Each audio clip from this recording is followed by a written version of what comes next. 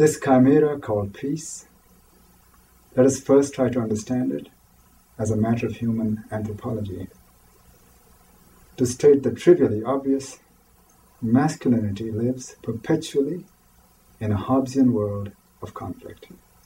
Femininity needs, requires, breeds peace.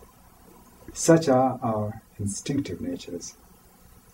Social forms represent a tussle between such instinctual paradigms, herein represented by the two genders.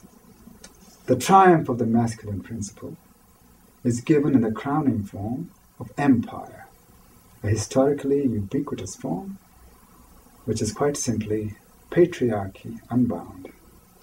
The triumph of femininity is in tribal modes where masculinist predations are reined in by kinship and family and the affective ties contained therein. All other social forms are combinations within these extremities. In effect, gender struggles determine social forms and the degrees of civility achieved within. However, few societal forms, once achieved, remain in permanent equilibrium, subject ever to external and internal disruption. Class struggles are a struggle internal to masculinity and involve, regardless of rhetoric deployed, power struggles only. Freud mistakenly conceived of this as an Oedipal struggle, giving it a warped sexual content, but it's really a struggle between incumbent rulers and the wannabes.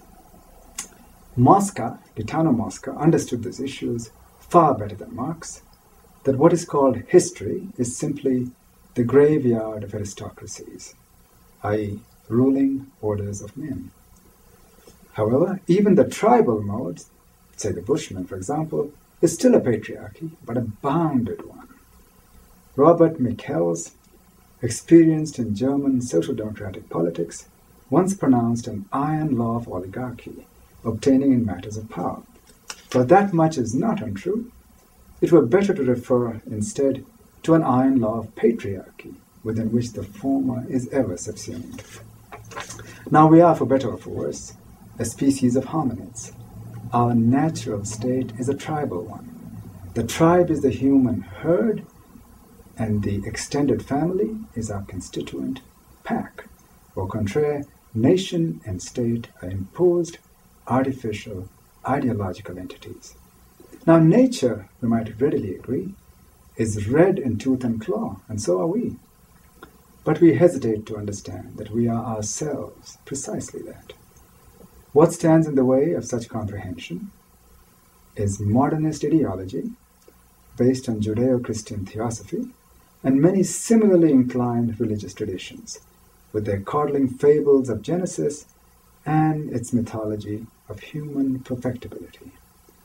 We need to rid ourselves of such baseless delusions, in particular also that of anthropocentrism, imagining that we are the center of the universe and its raison d'etre.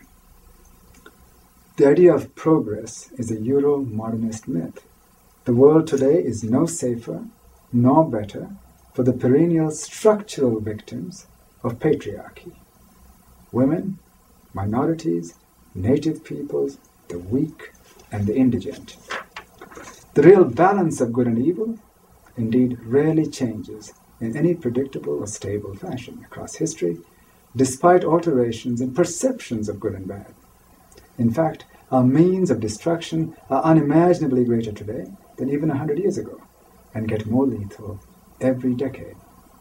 And genocidal impulses are still the order of the day.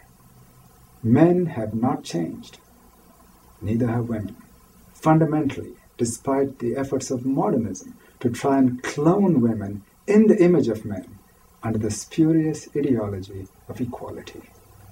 So thank heavens, you haven't come a long way, baby. In fact, sadly, you haven't come at all, but that's another lecture. Women are not the equal of men. They are indeed unequal, that is, better on any scale of civility and civilization. Modernist civil society which is forcibly being extended worldwide, today under the rubric of globalization, is a hybrid formation where the temptation of empire is braided with the even more powerful manifest of greed. This sometimes involves, depending on the nature of the struggle for resources, a curbing of Hobbesian traits, at other times the very opposite, which is why the system ever combines a managerial, custodial approach with a conquistadorian one, moving from dropping food supplies to dumping bombs on recipient peoples in a trice. Stated simply, peace is as much a necessity for stable, continuous capital accumulation, which is what economists call economic growth, as is war. Which brings into question, who are the natural pacifists of today? Firstly, it is women, who are perpetually being so, and that is slightly over half the human race, a thought from which we may all draw some comfort. But there is, of course, the other half. Within the various orders of men, we can be sure that simple tribal formations are not the inveterate warmongers of today.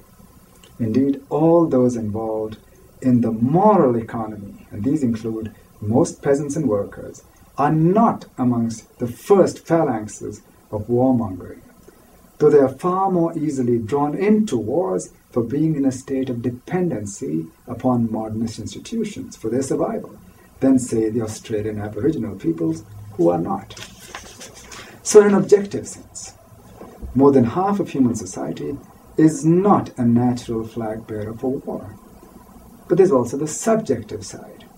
Modernist ideology effectively divorces all of us from our natural comprehensions and corrals our thinking into the artificial entities of nation, state, and class divisions which serve its needs better, aside from reinforcing the notion of a permanent, competitive war of each against all as a given. As such, to dispel this fog of illusion is an important task for any project of pacifism, and that is precisely where a global peace movement must begin. We need to create a new consciousness that is more real than the false ideologies that routinely divide us from each other and from nature. But the task is quite complicated. Modernist civil societies, a European innovation from the 15th century on, are divided both internally and between each other by far more than just a belief system. There are also real contradictions of material interest. Workers compete for the same job, corporations for the same resources, nations for the same trading benefits. In principle, each of these tensions is a point of potential and real conflict. And conflict between individuals, whether over resources, possessions, status, or simply egoism of one or other kind, is an analog to conflict between collectivities. The philosophical cure for such drives is to reduce, curb covetousness. Theosophies, such as Buddhism or Gandhian philosophy, are a useful step in that direction, but they are far from adequate to the task in our era, because modernism, the ultimate paradigm of greed, rules the world today with a unilateral force and homogeneity never before achieved on this planet. So to wait for the tenets of Buddhism to triumph in such a milieu might be a bit rash.